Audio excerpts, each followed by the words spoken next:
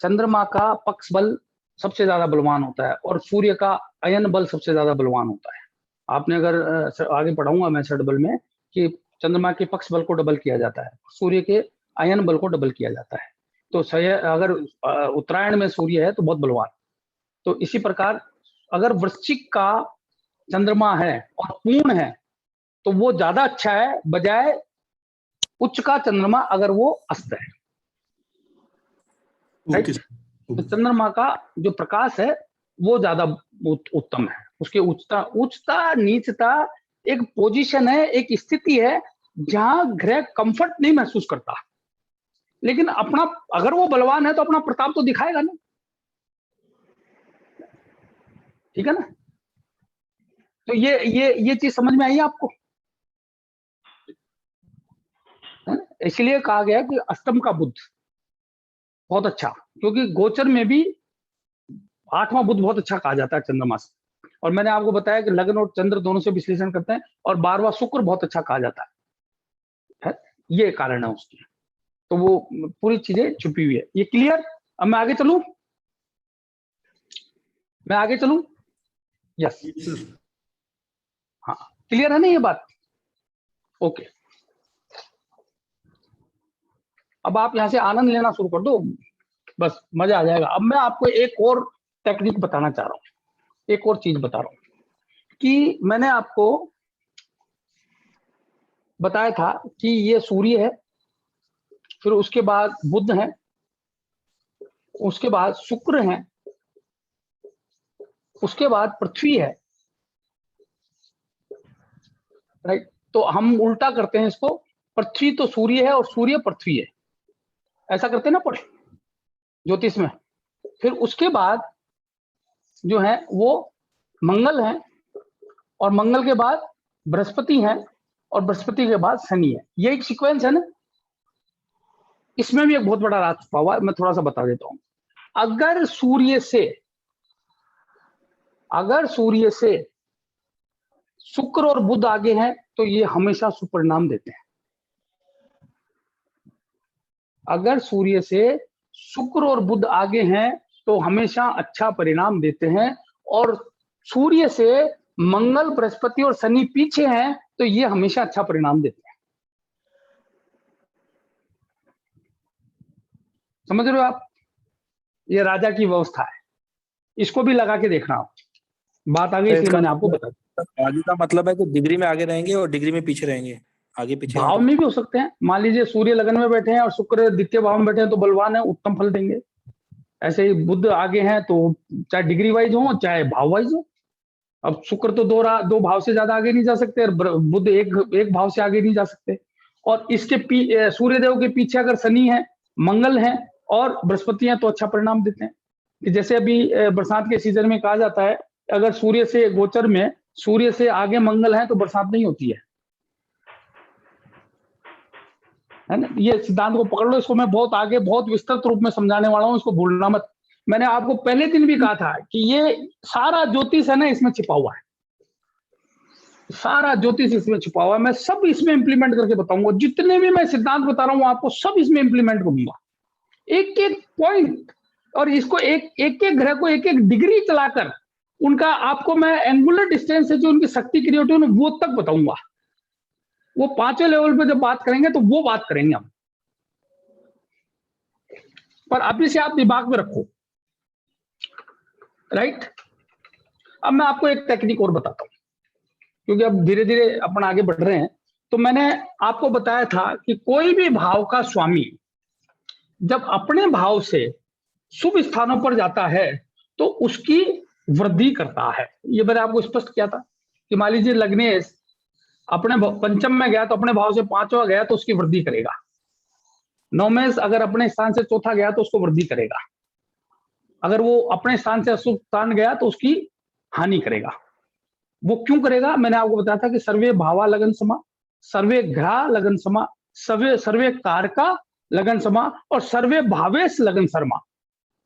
मतलब 4 चीजों का विश्लेषण हम अवश्य करते हैं, 4 चीजों का विश्लेषण हम अवश्य करते हैं, भाव का, भावेश का, कारक का, है ना, भाव भावेश कारक, और कोई भी ग्रह जिसका हम विश्लेषण, जो भी उसमें बैठा हुआ है, तो उसको हम कुंडली बना देते हैं। तो इनको हम विश्लेषण जरूर करते हैं, राइट। तो मैंने आपको बताया था कि किसी भी भाव का स्वामी उससे शुभ स्थान पर जाए तो उसकी उन्नति करता है, और अशुभ स्थान पर जाए तो वो हानि करता है। यहाँ पे एक एक्सेप्शन है, वो क्या, कि अशुभ भाव के स्वामी अपने स्थान से अशुभ स्थान पर जाए। अभी मैंने आपको जो क्लियर किया उसको यहाँ अच्छी तरह समझ लो कि 3, 6, 11 पाप स्थान है। 3, 6, 11 के स्वामी अपने स्थान से 3, 6, 11 जाए तो वो उसकी हानि करेंगे। तो हानि की हानि क्या होती है, कुसुम जी? लाभ। हाँ बताइए। हेलो। सर लाभ होगा, लाभ, माइनस माइनस यस, प्लस हो हानि जाएगा। की हानि, तो हानि की हानि लाभ, राइट। समझ रहे हो आप मेरी बात को? तो क्या 8 और 12 में भी ये भाव ये लागू करें क्या हम, ये बताओ आप?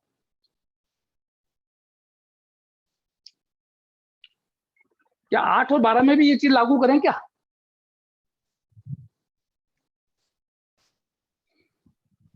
कोई बताएगा मेरे को? तो ये खराब परिणाम देंगे सर, है 8 और 12 में खराब परिणाम देंगे। नहीं, मैं कह रहा हूं, मैंने ये कहा 3, 6, 11 के स्वामी अगर अपने स्थान से 3, 6, 11 में जाएं तो वो विपरीत राजयोग बनाते हैं, वो शुभ हुआ। यानी कि किसी भी अशुभ का अशुभ शुभ होता है, पाप का पाप शुभ होता है, ये मैंने बताया। अब मैं ये कहना चाहता हूं कि 8 और 12 के स्वामी अपने स्थान से, मान लीजिए 8 और 12 और 3, 6, 11 जाएं तो क्या शुभ होंगे?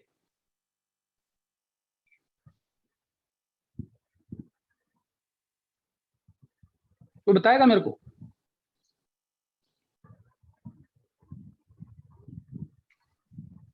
थोड़ा ये थोड़ा लगाओ दिमाग। अष्टम अष्टम हाँ सर, ये अष्टम और ये 8वां और जो 12वां घर है ये मार्केस केस भी हो गया। तो अष्टम से अष्टम तो सर मार्केस ही होगा।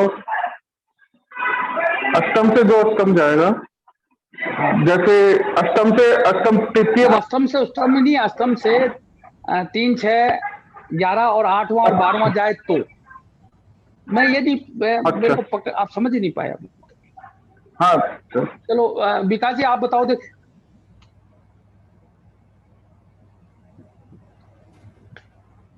अभी अभी मैंने क्लास शुरू करते ही बताई थी बात।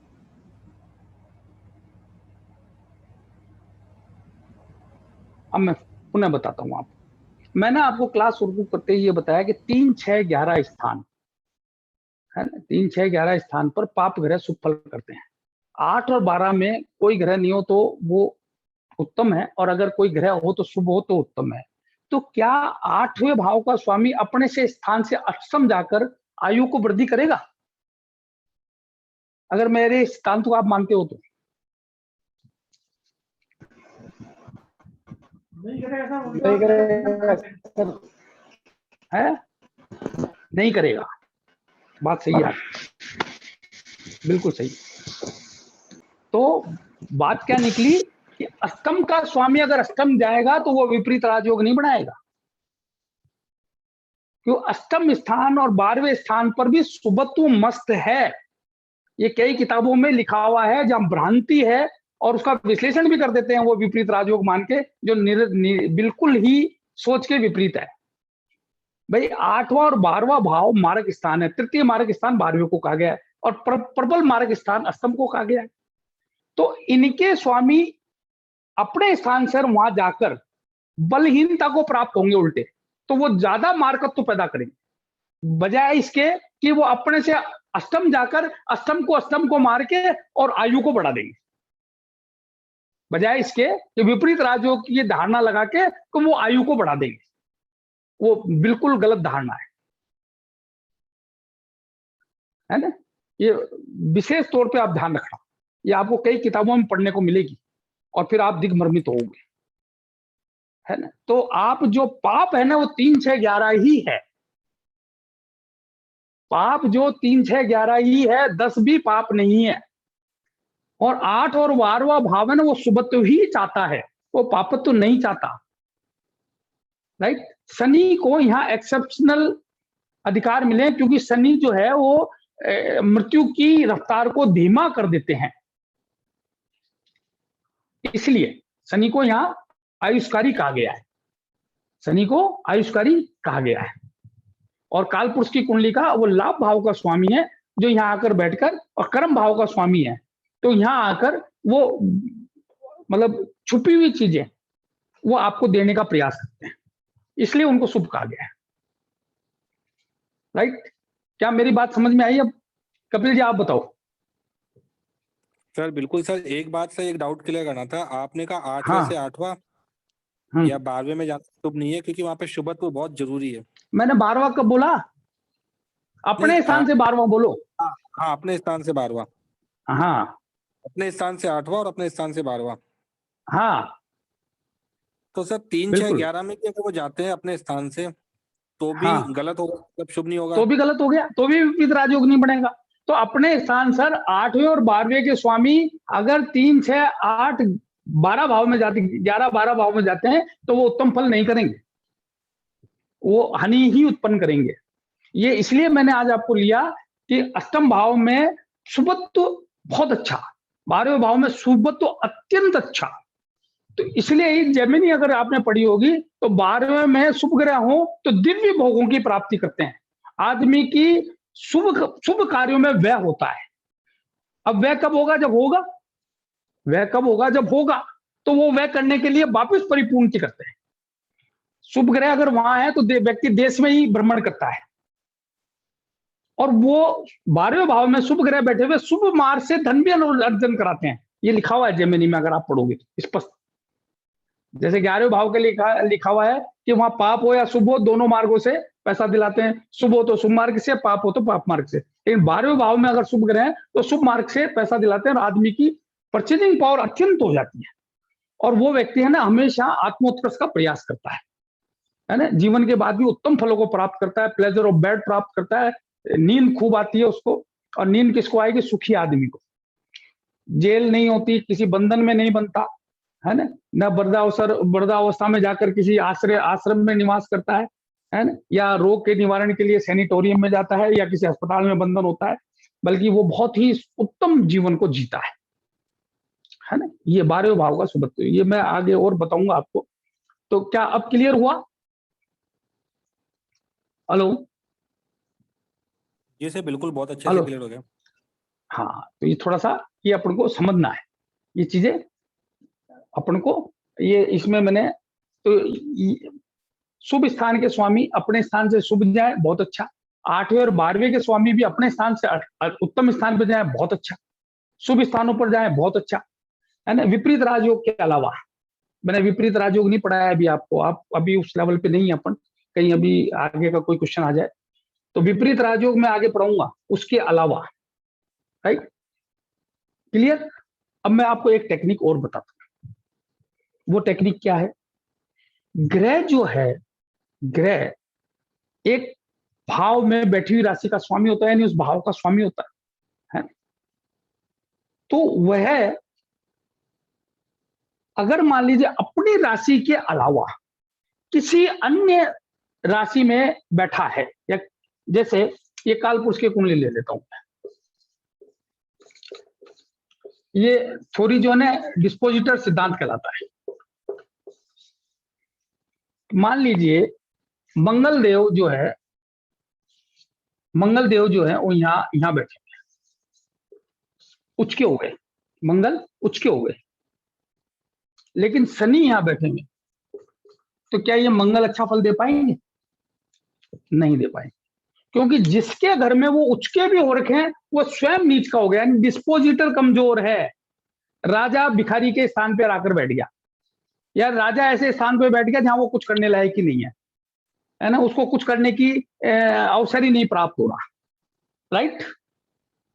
इसके विपरीत अगर मैं शनि का विश्लेषण करूं तो क्या शनि अच्छा फल देगा? विनीत जी आप बताओ। हेलो? नहीं सर। हाँ सर। है? बिल्कुल देगा, क्योंकि उसके जिसके घर में वो बैठा है वो उचका हो रखा है ना। Yes, sir. एक व्यक्ति जिसके पास कम शक्ति है लेकिन बैठ अच्छे घर में गया, बैठ अच्छे घर में गया, अब यहाँ तो उसकी दृष्टि और प्राप्त हो रही है तो और अच्छा फल देना पड़ेगा उसको, यानी खूब मेहनत कराएगा उससे, किसकी वृद्धि के लिए, लगन को वृद्धि करने के लिए खूब मेहनत कराएगा, कर भाई दे मेरे को जबरदस्ती, समझ लो ना आप। तो इसको क्या बोलते हैं, डिस्पोजिटर सिद्धांत। इसको क्या बोलते हैं, डिस्पोजिटर सिद्धांत, कि जिस भाव में ग्रह बैठा है उस भाव का स्वामी बलवान है या बलहीन है, यह जरूर देखना है। भाव तो आपको समझ में आएगी कि शुभ है या पाप है। अब उस भाव का स्वामी अगर बलवान है या बलहीन है, शुभ है या पापी है, वो मैं आपको बता ही चुका। तो तदनुसार उस भाव में बैठा हुआ ग्रह फल देगा। क्लियर। अब इसको मैं एक और सिद्धांत में बताता हूं आपको।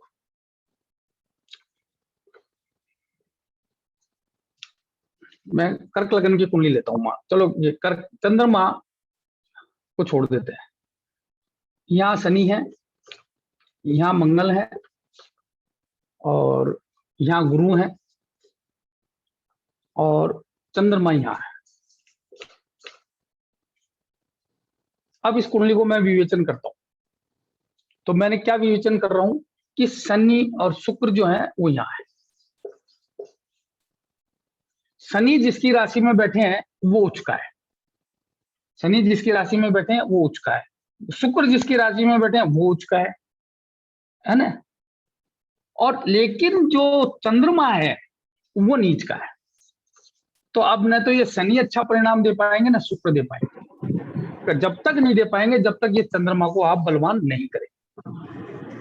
सर गुरु भी तो नहीं दे समझ पाएंगे, लो है। गुरु भी तो नहीं दे पाएंगे।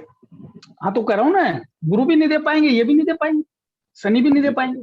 लेकिन सीरीज मेरी यहां खत्म हो गई ना, भाई गुरु भी नहीं दे पाएंगे अच्छा परिणाम, लेकिन ये कब दे पाएंगे, जब मैं चंद्रमा को बलवान कर दूंगा।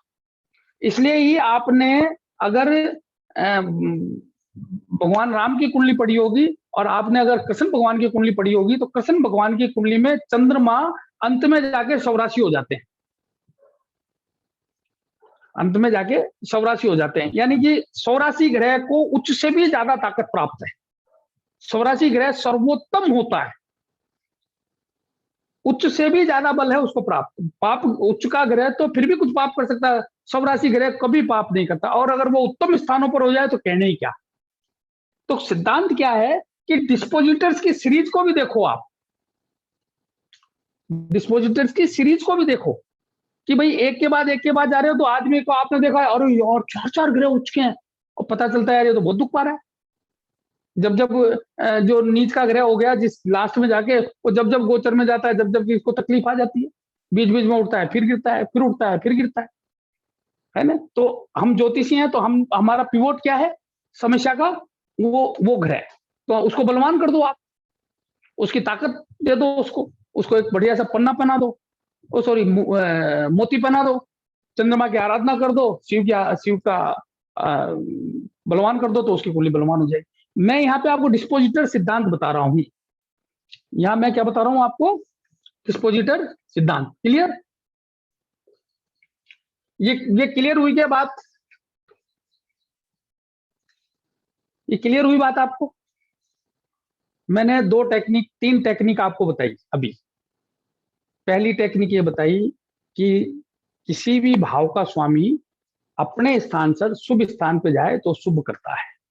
दूसरा मैंने बताया आपको कि 3, 6, 11 की क्या स्थिति होती है, शुभ स्थानों की क्या स्थिति होती है, और पाप स्थानों के स्वामी पाप पे जाकर विपरीत राजयोग बनाते हैं। तो ये दूसरा मैंने बताया कि ग्रह सूर्य से आगे या पीछे है ना, वो आपको मैंने बताया।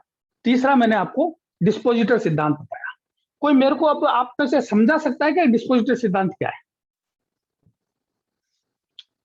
किसी के है ऐसी कुंडली? राजेश जी कौन कौन है अभी क्लास में? सर टोटल 18 लोग हैं और अधिकांश सभी जुड़े हुए। अच्छा, देखिए कोई भी एक व्यक्ति बताओ मेरे को, कोई जो समझ पाए हो डिस्पोजिटर सिद्धांत को। ये बहुत महत्वपूर्ण सिद्धांत है, बहुत महत्वपूर्ण सिद्धांत है। कोई भी एक जना बताओ। विनीत जी आप बताओ चलो।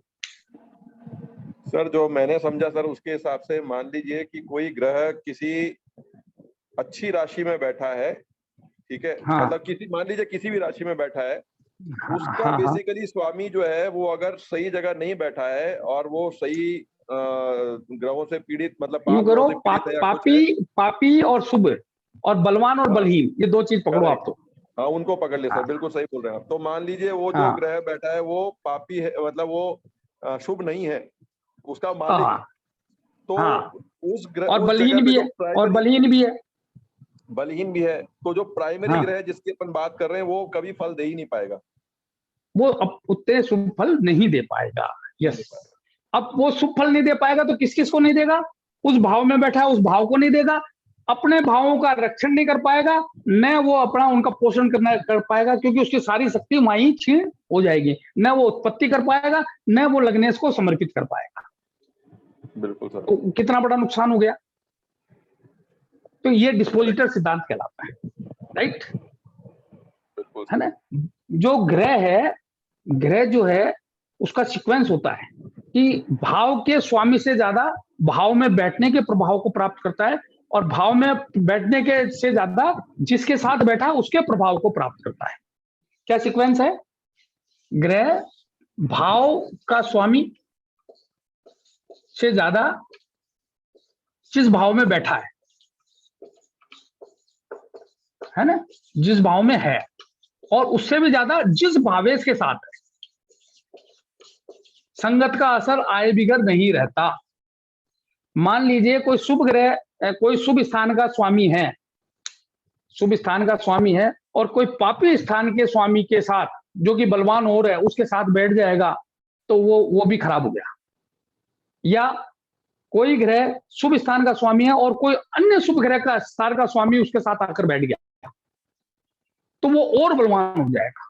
तो भाव के स्वामी से ज्यादा भाव जिसमें बैठा है उसका, और उससे ज्यादा जिसके साथ बैठा है। अभी युति और दृष्टि को एक ही मानना चाहिए। यहां पर कहां का डिफरेंशिएट करना है मैं आगे बताऊंगा। बेसिक चीज क्लियर हुई है बात, इसको अभी से दिमाग में बैठा लेना आप। क्लियर? ये आप पूरी किताबें पढ़ लोगे ना, 2 साल विशारद करने के बाद आप 2 साल और पढ़ लोगे तो भी नहीं आपको कोई बताएगा। और मैं बेसिक पे बता रहा हूं ताकि आप जब भी विवेचन करने जाओ आपको तुरंत पता चल जाए। राइट सुधीर जी, नए नए नए से पूछता हूँ, सुधीर जी हैं क्या? जी सर, सर प्रणाम। हाँ कुछ रो सर, क्लियर हो रहा है? हाँ सर, काफी हेलो। क्लियर हुई। तो मैंने आपको 4 टेक्निक बताई आज मैं 5 टेक्निक बताऊंगा, और फिर मैं ग्रह चलाना आगे के ग्रह ना चला के बताऊंगा। 5वीं टेक्निक क्या? 5वीं टेक्निक ये सूर्य है। मैंने एक दिन आपको बताया था कि सूर्य से यहां जो ग्रह होता है वो शीघ्र होता है ना। यहां जो है वो सम होता है, यहां मंद होता है, यहां पे भी शीघ्र रहता है, सूर्य से आगे शीघ्र रहता है। यहां मंद होता है, यहां अनुवक्री होता है, मतलब पंचम में, छठे में अनुवक्री यानी सूर्य से छठा। सूर्य से सप्तम होता है तो अतिवक्री, पूर्ण वक्री यानी सूर्य से बिल्कुल दूर होगा और पृथ्वी से बिल्कुल पास होगा। वक्र तो मैं सिखाऊंगा अलग से, बहुत बड़ा चैप्टर है और मैं 2 घंटे की क्लास लूंगा उसमें। ये अतिवक्री, फिर ये कुटिल। कुटिल जब सूर्य से 10वां होगा तो कुटिल, और सूर्य से 11वां होगा तो अतिचारी, और अतिचारी 12वां होगा तो भी अतिचारी। यानी कि ग्रह, अगर ग्रह सूर्य से आगे निकल गया तो वो शीघ्र हो गया। शीघ्र हो गया यानी वो बहुत तेज चल रहा है, यानी अपनी ताकत को लगा रहा है, आपको दे रहा है खटाखट, समझ रहे हो? शीघ्र शीघ्र का मतलब बहुत तेज चल रहा है, बहुत शक्ति को उत्पन्न कर रहा है ना, चीजों को उत्पन्न कर रहा है। इसलिए मैंने क्या बताया था आपको, शुक्र और बुध आगे अच्छे, तो सूर्य से शीघ्र। फिर ग्रह, तो शीघ्र ग्रह बलवान हुआ, सम हुआ, ठीक है। मंद ग्रह अगर वो शुभ स्थानों पर बैठा हुआ है तो वो उत्तम, अगर पाप पे बैठा हो तो अति खराब। मंद ग्रह अगर शुभ स्थान पर है, अब मान लीजिए सूर्य यहाँ है, किसी के सूर्य यहाँ पे है, सूर्य यहाँ पे है और यहाँ पे बैठा हुआ ग्रह बहुत बहुत अशुभ परिणाम देगा, क्योंकि वो मंद हो गया, छठे भाव के पापत्व उत्पन्न करता ही रहेगा। इसको मैं आगे लगा के बताऊंगा आपको, है ना। फिर ग्रह अनुवक्री, यानी कि वो विशेष ताकत प्राप्त करने लग जाता है, यहाँ पे बलवान हो जाता है, 5वां और 6ठा, और 7वां और 8वां आकर अति बलवान हो जाता है, अति बलवान हो जाता है ना। और 8वां और 9वां और 10वां, 9वें 10वें में उसमें कुटिलता आ जाती है, क्योंकि अब उसको सूर्य के पास जाना है, सूर्य की तरफ मुड़ रहा है, तो उसमें कुटिलता आ जाती है। कुटिलता का मतलब होता है वह परिणाम रोक कर देता है, और अतिचारी होने के बाद वो ग्रह जो है ना परिणामों को बिल्कुल कम कर देता है, यानी पापत्व तो और उत्पन्न होने लग जाता है। और गोचर में तो इसका विशेष प्रभाव पड़ता है, गोचर में विशेष प्रभाव पड़ता है। तो एक इसको भी आप याद कर लेना, अभी इंप्लीमेंट कैसे होगा वो मैं बताऊंगा। Right, clear. तो ये मैंने 5 टेक्निक आज आपको बताई। हेलो हेलो हेलो, हाँ सर। 5 टेक्निक क्लियर हुई। अब मैं आता हूं गोचर उस पे, ठीक है। देखिए अब ये सब चीजें आपको बिल्कुल बाय हार्ट करनी है, हाँ, मतलब भूलना नहीं है किसी भी स्थिति में। अपन बात करेंगे, मैं खड़ा बोलूंगा भी, पूछूंगा भी थोड़ा सा, है ना। अब मैं आता हूं, आपको मैंने सूर्य का 12 भावों में विचरण बता दिया था, मैंने आपको चंद्रमा का बता दिया था, और लगभग मैंने मंगल देव का भी आपको बता दिया था। राइट, अब मैं बुध देव का बता देता हूं आपको थोड़ा सा। अब बुध लगन में होंगे, मैं यहाँ पे कालपुरुष की कुंडली ले रहा हूं हमेशा।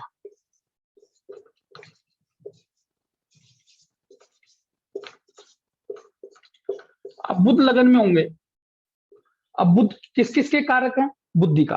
अब बुद्धि आदमी के दिमाग में बैठ जाएगी, बुद्धि दिमाग में बैठेगी तो व्यक्तित्व, जो व्यक्ति का व्यक्तित्व होगा, जो पर्सनैलिटी होगी, है ना, उस पर बुद्धि का अत्यधिक प्रभाव रहेगा। अब किस किस राशि में जाकर वो किस किस अपने मित्र राशि में जा रहे हैं कि शत्रु राशि में जा रहे हैं, तो यहाँ सुबत्व और पापत्व, तो अपने कारकत्वों को वो लगन में कितना इंसर्ट कर पाएंगे, कितना प्रभावित कर पाएंगे, वो उनके सुबत्व और पापत्व पर निर्भर करेगा। राइट,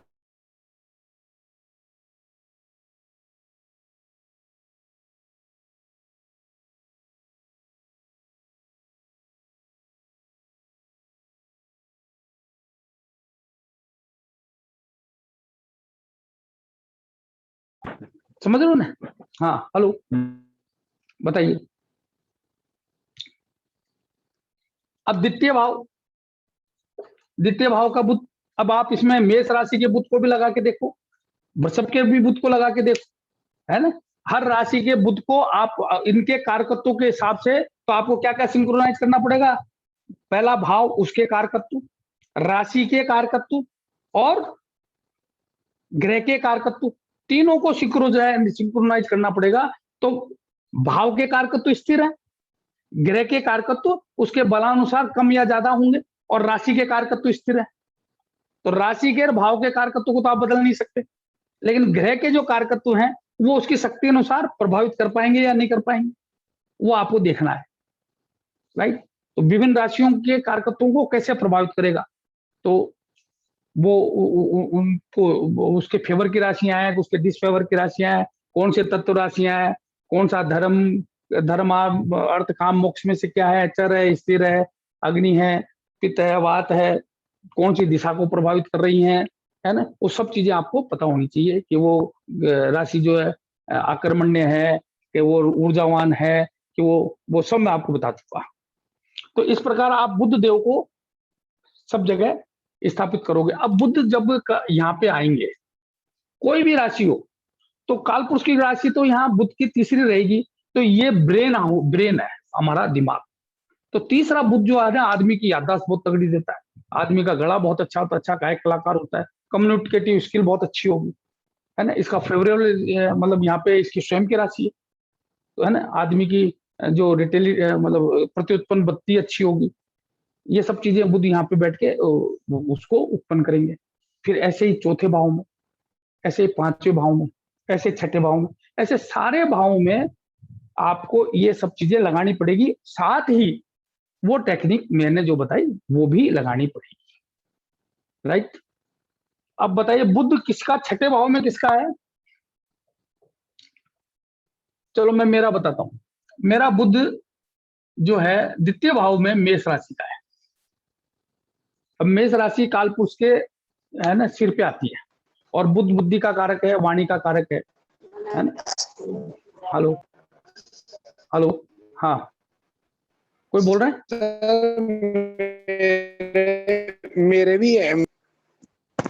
आपके भी द्वितीय भाव में है, बहुत बढ़िया। मैं विकास बोल रहा हूँ सर। हाँ बहुत बढ़िया, द्वितीय में अगर है तो बहुत बढ़िया। मेरे सिक्स हाउस में है। सिक्स हाउस में है, अच्छा ठीक है, अभी करते हैं विश्लेषण। बहुत बढ़िया, अभी बात करते हैं। तो अब यहाँ पे जो बुध है सिक्स में, छठे में ना आपके बुध, मैं तो अभी इसका बता रहा हूँ। अब छठे में बुध है, छठे में बुध है। अब अगर मैं कालपुरुष की कुंडली से पूछूं देखूं तो इससे तो चौथे हैं, और यहाँ ये सौरासी के होते हैं। आवाज नहीं आ रही विकास जी आपकी। चलो अभी ग्रह बाद में ले लेंगे, है ना। तो आपको ये हर भाव में बुध को स्थापित करना पड़ेगा, है ना। बुध देव को स्थापित करना पड़ेगा और तदनुसार आपको फल निकालना पड़ेगा। बुध के बाद गुरु, गुरु के तो अब ये शुभ ग्रह है, बुध शुभ ग्रह है, तो कहां शुभ फल देंगे? 3, 6, 11 के अलावा। 3, 6, 11 में सौरासी हुए तो अलावा देंगे, 3, 6, 10, 11, 3, 6, 11 के अलावा। और अगर ये सौरासी के होते हैं तो बात अलग है, अन्यथा शुभ स्थानों पर अच्छा फल देंगे। वही बात गुरु पे लागू होगी, वही बात शुक्र पे लागू होगी। लेकिन शुक्र का एक्सेप्शन क्या है? 12वें के शुक्र भी उत्तम फल देते हैं, है ना, एक्सेप्शन है उनका। शनि जो है वो 3, 6, 10, 11 में अच्छा परिणाम देंगे आप बाय डिफॉल्ट। और अन्य स्थानों पर, वो शुभ स्थानों पर अगर बलवान होकर गए, शुभ होकर गए, तो बहुत अच्छा परिणाम देंगे। क्लियर हो रही है ना बात आपको? क्लियर हो रही है कि नहीं? शनि जो है अगर बलवान होकर शुभ स्थानों पर गए, शुभ होकर शुभ और बलवान होकर शुभ स्थानों पर गए तो शुभ परिणाम देंगे। किसी भी स्थिति में 3, 6, 10, 11 में जाएंगे तो करेंगे तो शुभ, पर वो अपनी शुभता अनुसार यानी अपने बल अनुसार करेंगे। और 8 और 12, 8वें में बाय डिफॉल्ट वो अच्छे होते हैं, है ना। और 12वां शनि खराब, 12वां शनि खराब होते हैं, आदमी से जिंदगी भर कठोर मेहनत कराते, कठोर मेहनत। 12वां भाव वैसे भी कठोर मेहनत का, और शनि पहुंच जाए तो कठोरतम मेहनत कराते हैं। आदमी पूरी जिंदगी मेहनत करता है, 12वां शनि पूरी जिंदगी मेहनत कराते हैं जिसके भी है ना। और वह व्यक्ति जीवन में जैसे जैसे आगे बढ़ता जाएगा, जैसे जैसे आगे बढ़ेगा, उसके अंदर है ना मैच्योरिटी आती जाती है, ये बात। अब राहु केतु 3, 6, 10, 11 में उत्तम परिणाम, 3, 6, 10, 11 में उत्तम परिणाम देंगे। और शुभ स्थानों पर अगर वो बलवान होकर बैठे हैं तो शुभ परिणाम, और अगर बलहीन होकर बैठे हैं तो अत्यंत अशुभ परिणाम। और 8वें और 12वां केतु बहुत बलवान होता है, मोक्षकारी होता है, तो आदमी को बहुत सक्सेसफुल बनाते हैं। तो 12वें केतु एक एक्सेप्शन है, 12वां केतु एक एक्सेप्शन है। और अष्टम में राहु अत्यंत खराब। लेकिन वही व्यक्ति अगर रहस्य में, शोध में, रिसर्च में, ज्योतिष में, है ना, वास्तुशास्त्र में, या छुपी हुए ज्ञानों में, अद्भुत ज्ञानों में, इनमें चला जाए तो बहुत उत्तमता को प्राप्त होता है ना। वो व्यक्ति जो है ना मर्म सिद्धि करना चाहे, तत्व ज्ञान प्राप्त करना चाहे, वो व्यक्ति जो है ना कुंडलिनी जागृत करना चाहे, तांत्रिक बनना चाहे तगड़े वाला, तो वो सफल होता है, राइट। तो ये एक्सेप्शन है। तो अब आप ये पूरे ग्रह स्थापित कर सकते हो आराम से। सर अभी आपने जो बताया बुध का, जैसे तो आपने बोला 30, वैसे तो देखिए थर्ड भाव में जो आपने बोला कि उस वहां पे हमारा ब्रेन होता है, तो वहां पे अगर बुध विराजमान होते हैं तो हमें नेचुरली बुद्धि देते हैं। लेकिन हाँ। आपने बोला 3 6 10 में जनरली शुभ ग्रह शुभ नहीं देते, तो मान लीजिए तीसरे ग्रह हाँ। में उनकी स्वराशि है तो बुध अच्छे हम्म। परिणाम देंगे। परिणाम देंगे, बिल्कुल सही बात। और अगर वो मान लीजिए मंगल की राशि में बैठे हैं तो बुद्धि भ्रष्ट कर देंगे, तो बुद्धि खराब हो गई। बुद्धि तो है लेकिन वो हो गई खराब। Right, clear. तो क्या ये बिल्कुल सर। 9 ग्रहों को आप स्थापित करके उनका रिजल्ट निकाल सकते हो आप? हेलो, जो शुरुआत में आए हुए हैं, सुधीर जी आप बताओ। हेलो। थोड़ी प्रैक्टिस करूंगा थोड़ी। अच्छा, नहीं अभी अंडरस्टैंड तो कर रहे हो ना आप बातों को? अभी तो काफी चीजें आ रही सर, क्लियर हो रही काफी चीजें। हाँ हाँ हाँ। सोनिया जी हैं क्या? सोनिया जी, यस सर। सर आ रहा है आर यू समझ में। अंडरस्टैंडिंग? लेकिन आ हाँ रहा है? सर, लेकिन अगर Yes. शनि स्वराशि का होके 12th में होगा तो भी ऐसा ही करेगा? नहीं, स्वराशि का ग्रह सर्वोत्तम होता है। 12th राशि में अगर स्वराशि होकर शनि वहां बैठे हुए हैं तो वो अच्छा करेंगे, और सर अगर बुध तो और वो व्यक्ति राहु का घर कभी दोनों, छूटने नहीं देंगे। और सर अगर 12वां बुध शनि और अगर राहु, स्वराशि का बैठा है तो घर नहीं छूटने देते हैं। हाँ बताओ अच्छा, क्या। और अगर बुध और राहु दोनों ही 8th हाउस में बैठ गए तो आदमी अत्यधिक निपुण हो जाता है, बहुत ज्ञानी हो जाता है। बुध राहु, बुध मंगल अगर अष्टम में, और बुध केतु अगर अष्टम में है तो व्यक्ति आध्यात्मिकता के उच्चतम स्तर को प्राप्त कर सकता है, साक्षात भगवान को प्राप्त कर सकता है। That is a very good combination for the spiritualism, very very good combination for spiritualism. वो आदमी को है ना पूरा जीवन सिद्धियों को प्राप्त करने में लगाना चाहिए। अगर बुध राहु है तो वो बहुत बहुत क्लेवर होता है, वो व्यक्ति अत्यधिक कनिंग, क्लेवर, और मतलब वो इंट्यूटिव पावर उसकी बहुत एक्सट्रीम होती है। वो मतलब कुछ भी मालूम कर सकता है। वह अगर अगर अपनी छठी इंद्री को जागृत करना चाहे तो उसको तो बहुत कम मेहनत करेगा, उसमें भी हो जाएगी। वो गॉड गिफ्टेड है, वो गॉड गिफ्टेड है। इंट्यूटिव पावर बहुत तगड़ी होती है उसकी, बहुत जबरदस्त, है ना। और वो अगर कोई स्कैंडल करे या कोई गुनाह करेगा या कोई अवमार्ग को अपना लेगा तो वो कोई पकड़ नहीं सकता। वो बहुत लेवल का करेगा, बहुत लेवल। तो ये वो स्पाई क्वालिटी होती है उसके अंदर, है ना। बहुत मतलब जल थल में होने वाली चीजों को बहुत इंट्यूट कर लेता है, बहुत बहुत बलवान। अगर वो सुबह तो और ले लें में तो कहने ही क्या, है ना। ठीक है सर। तो राहु बुध का स्तंभ में योग बहुत बढ़िया है, मंगल बुध का भी बहुत बढ़िया रहता है। लेकिन सुबत्व और पापत्व अपन को देखना है, और बलवान और बलहीनता देखना। कहीं दोनों मिलके कहीं जो ना लग्नेश के शत्रु होकर स्तंभ में बैठ गए तो लग्नेश को 24 घंटे चिंता में रखेंगे, ठीक है सर। है ना। और क्या पूछा आपने? बस सर यही पूछा था। हाँ, और शनि 12वां अगर स्वराशि का है तो व्यक्ति जिंदगी भर अपने घर में ही रहता है।